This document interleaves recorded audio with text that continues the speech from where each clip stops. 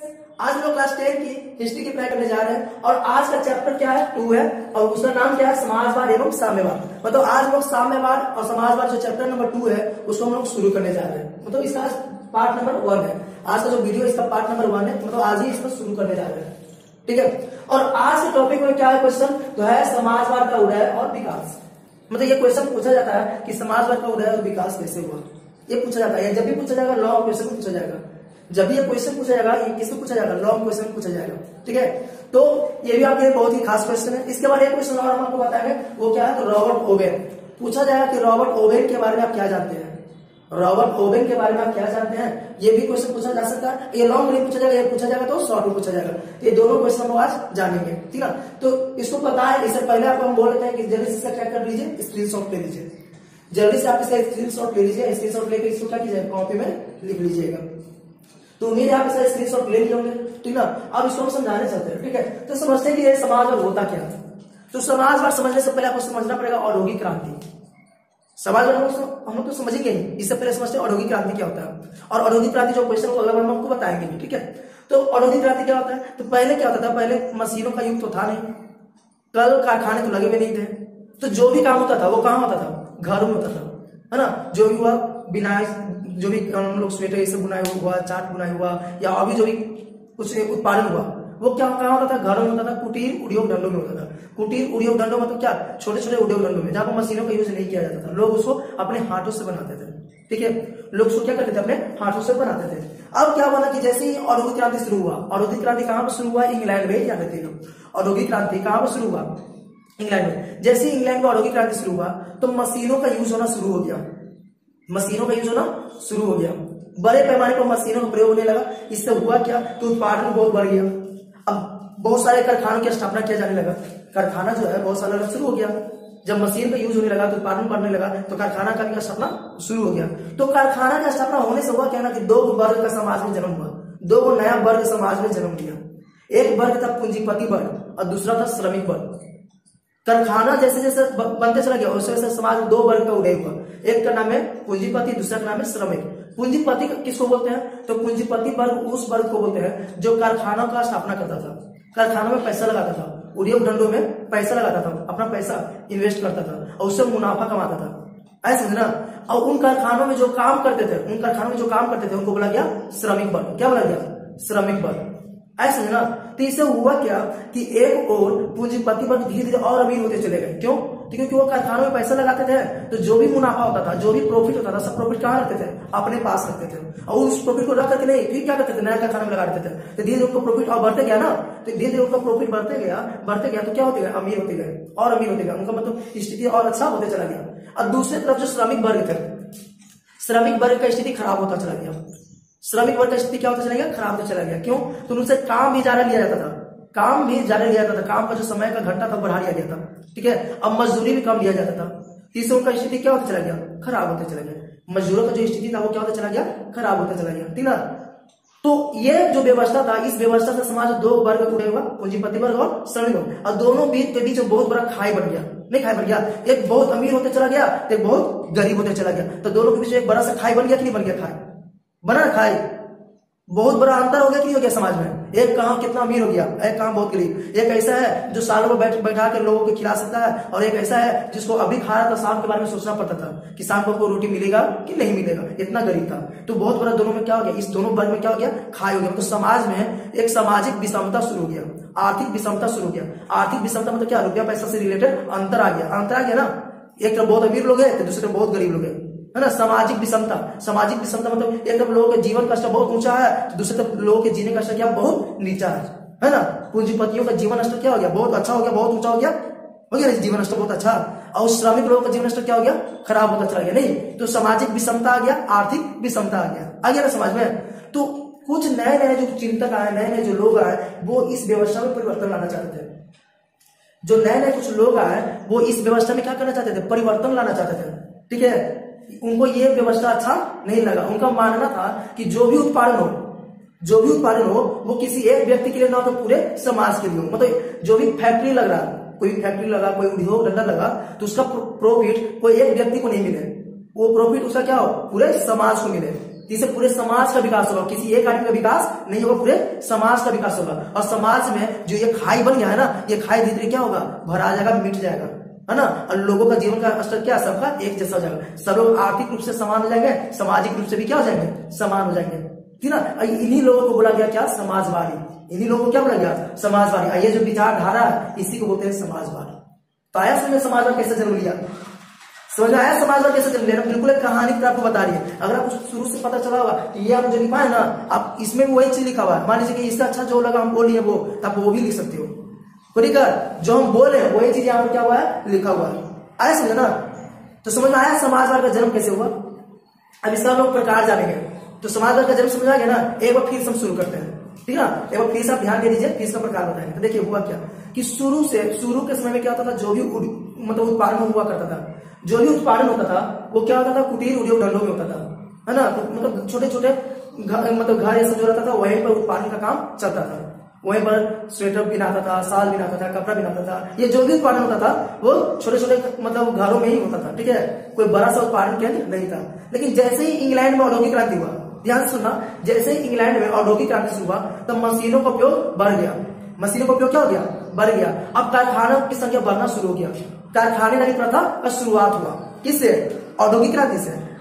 ऐसे ना, औद्योगिक क्रांति का मतलब क्या है कि जब हाथों से होने वाला काम मशीनों के द्वारा होने लगे और कम समय में अधिक उत्पादन होना शुरू हो जाए। पहले औद्योगिक क्रांति का मतलब समझ लीजिए। कोई पूछे औद्योगिक क्रांति किसे कहते हैं, तो आप उसको बोलिएगा क्या कि जब हाथों से होने वाला काम मशीनों से होने लगे, हाथों से होने वाला काम मशीनों से होने लगे, कम समय में अधिक उत्पादन होना शुरू हो गया और जो वस्तु उत्पादित हो रहा है उसका कीमत भी कम है, तब इसी को बोलेंगे औद्योगिक क्रांति। इसी को क्या बोलेंगे, औद्योगिक क्रांति। आया समझना, ठीक है। तो ये जो औद्योगिक क्रांति जैसे ही हुआ तो कारखानेदारी प्रथा का शुरुआत हुआ। अब कारखानेदारी प्रथा का मतलब क्या कि बड़ी संख्या में कारखाना लगना शुरू हो गया। आया समझना, जैसे ही औद्योगिक क्रांति हुआ तो कारखानेदारी प्रथा का शुरुआत हुआ, यानी बहुत बड़ी मात्रा में, बहुत बड़ी संख्या में कारखाना लगना शुरू हुआ। तो इससे समाज में दो नया वर्ग जन्म लिया। समाज में कितने वर्ग जन्म लिए, दो नए वर्ग। कौन कौन, एक है पूंजीपति वर्ग और दूसरा है श्रमिक वर्ग। कौन कौन, एक है पूंजीपति वर्ग और दूसरा है श्रमिक वर्ग। ऐसे ना, एक पूंजीपति वर्ग है दूसरा श्रमिक वर्ग, ये दोनों नए वर्गों का जन्म हुआ। अब पूंजीपति वर्ग के बारे में जानते हैं। पूंजीपति वर्ग उन वर्गों को कहते हैं जो कारखानों में पैसा इन्वेस्ट करते थे, कारखानों में रुपया को क्या करते थे, निवेश करते थे। निवेश करना मतलब इन्वेस्ट करना, कारखानों में रुपया को लगाना। कारखानों में रुपया को लगाते थे और जो भी मुनाफा होता था उस मुनाफा को क्या करते थे, अपने पास रखते थे और उससे फिर एक नया कारखाना लगाते थे, फिर मुनाफा को अपने पास रखते थे। मतलब जो भी मुनाफा होता था किसके पास जाता था, पूंजीपतियों के पास। किसके पास, पूंजीपतियों के पास। क्यों नहीं जाएगा, क्योंकि वो कारखाने के मालिक है। तो कारखाने के मालिक है तो मुनाफा मालिकों में होता है, मालिक भी होता मुनाफा। तो वो मालिक थे कारखाना का, तब मुनाफा सब अपने पास रखते थे। इससे उनका स्थिति क्या होता चला गया, उनका स्थिति अच्छा होता चला गया, बहुत अच्छा होते चले गए, संपन्न होते चले गए। मतलब पूंजीपति वर्ग क्या होते चले गए, बहुत अमीर होते चले गए, संपन्न होते चले गए। और दूसरे तरफ श्रमिक वर्ग के पास कोई अधिकार नहीं था। श्रमिक वर्ग के पास कोई अधिकार नहीं था, ठीक ना। मुनाफा भी इनको नहीं मिलता था। किसको, श्रमिक वर्ग को। मजदूर को कोई मुनाफा देता है क्या, मजदूर को कोई मुनाफा देता है, नहीं देता है। तो इनको कोई मुनाफा भी नहीं मिलता था। किसको, मजदूरों को, श्रमिक वर्गों को, है ना। और काम भी बहुत करवाया जाता था, काम भी बहुत करवाया जाता था, मजदूरी भी बहुत कम मिलता था। किसको, मजदूरों को। काम भी बहुत ज्यादा करवाया जाता था, मजदूरी भी बहुत कम मिलता था। इनके पास कोई अधिकार नहीं था, ठीक ना। समझिए कि पूंजीपतियों के दया पर जीते थे, है ना। जब चाहे पूंजीपति इसको लात मार के बाहर निकाल लेता था और जब चाहे इसको रख लेता था। मतलब ये पूरी तरह से किसके ऊपर निर्भर करते थे, पूंजीपतियों पर। कौन, श्रमिक वर्ग, है ना। तो इनसे क्या होगा, श्रमिक वर्ग का स्थिति क्या होता चलेगा, खराब होता चलेगा। आप सोचिए ना, जब आप दूसरे के ऊपर आसरा करके हुए हो, दूसरे के भरोसे पर हो, तो क्या आपका स्थिति खराब है तब ना। जब आपका स्थिति अच्छा रहेगा तब दूसरे के ऊपर रहोगे निर्भर, नहीं ना। तो इनका स्थिति धीरे धीरे पूरा खराब होते चला गया। एक और पूंजीपतियों का स्थिति अच्छा होता जा रहा है तो दूसरी तरफ श्रमिक वर्ग का स्थिति खराब होते चला गया, यही ना हुआ। तो एक तरफ इसलिए पूंजीपति का स्थिति अच्छा हो गया और श्रमिक वर्ग का स्थिति क्या हो गया, खराब हो गया। नहीं तो समाज में क्या हो गया, बड़ा सा खाई जन्म ले लिया। समाज में एक बड़ा सा खाई जन्म ले लिया अमीर और गरीब के बीच। नहीं, आर्थिक विषमता आ गया, आर्थिक विषमता आ गया और सामाजिक विषमता आ गया। ऐसा समझना, समाज में आर्थिक विषमता जन्म ले लिया और सामाजिक विषमता जन्म ले लिया। मतलब समझाया ना क्या बोल रहे हैं।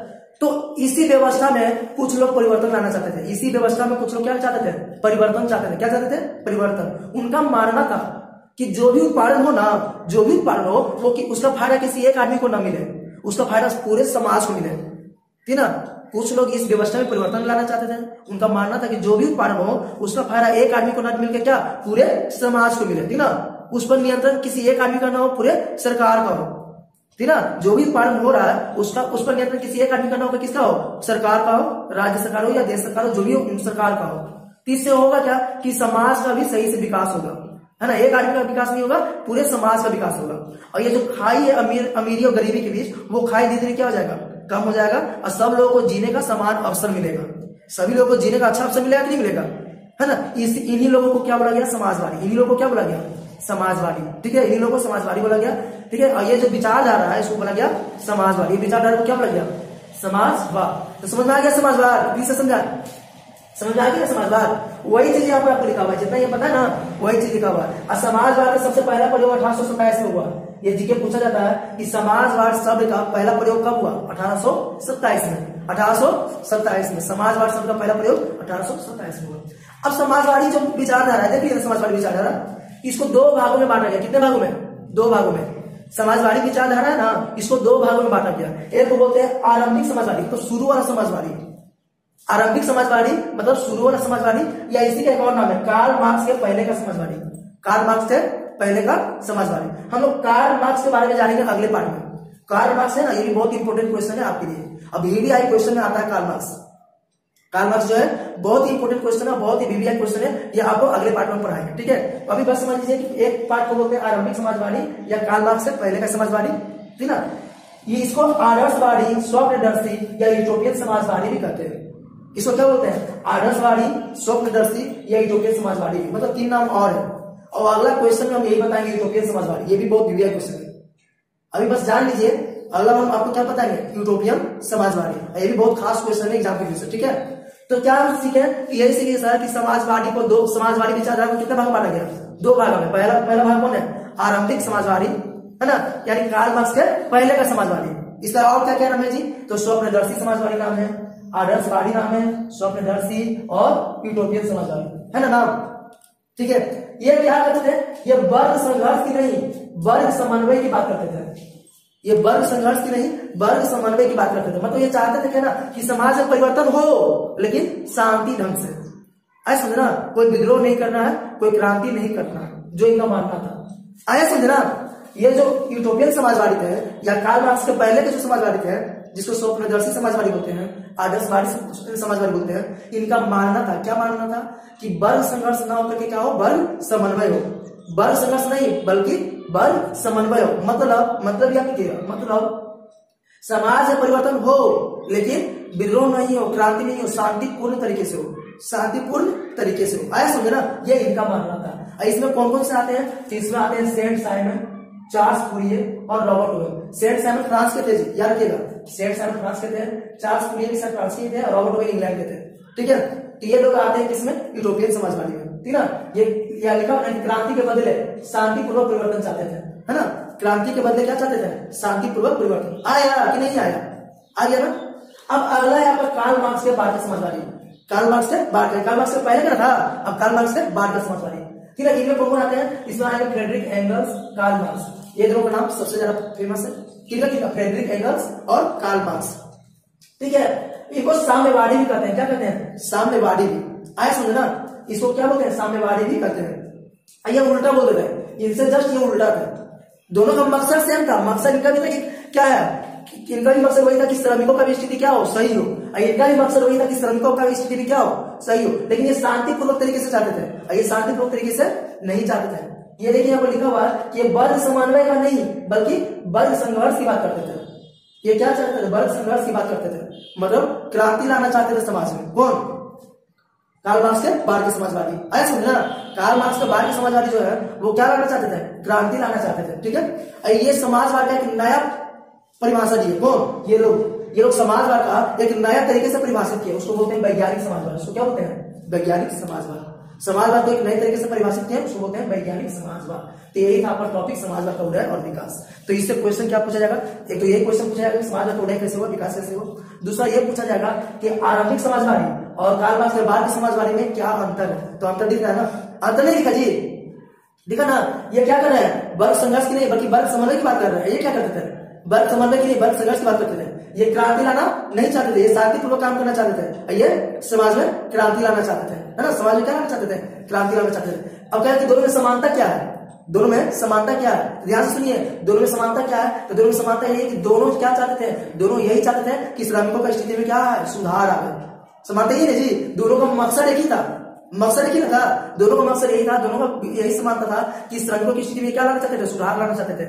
यही चाहते थे दोनों आदमी यही चाहते थे कि जो उत्पादन हो रहा है ना वो उसमें एक आदमी का अधिकार ना हो, एक आदमी का कोई अधिकार न हो, इसमें किसका अधिकार हो, सरकार का। किसका अधिकार हो, सरकार का। ये उत्पादन एक आदमी के लिए ना हो तो पूरे समाज के लिए हो, पूरे देश के लिए हो। आए समझ में ना, समानता समझ आया, समानता समझ में आया और असमानता भी समझ में आ गया कि नहीं आ गया, कोई दिक्कत। ये क्वेश्चन पूरा समझ में आ गया कैसे समाजवाद जन्म लिया, बताया ना।